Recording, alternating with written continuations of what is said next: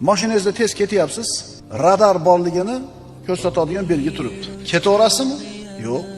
Bilganingizdan keyin, ko'rganingizdan keyin sekinlaysiz. Bir do'konga kirdingiz. Video naблюдение bor deyildi. Nima qilasiz? O'zingizni to'g'rilab olasiz.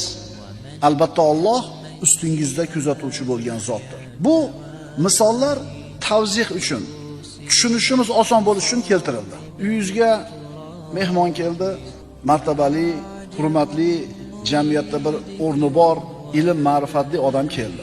Haligi odamni qabul qilgani chiqdingiz. Nima qilasiz? O'sha uy kiyimingiz bilan chiqib kelaverasizmi? Rabochiy kiyim bilan chiqib olasizmi? Nima qilasiz? Uyalasizda undan.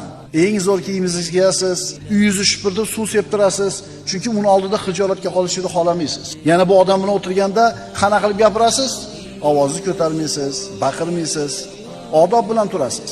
Bu o'zingizga o'xshagan bitta go'shtdan, suyakdan iborat odam. Shundan hayo qilyapsiz shunchalik. Allohdan hayo qilishlikka haqli emasmisiz, birodarlar?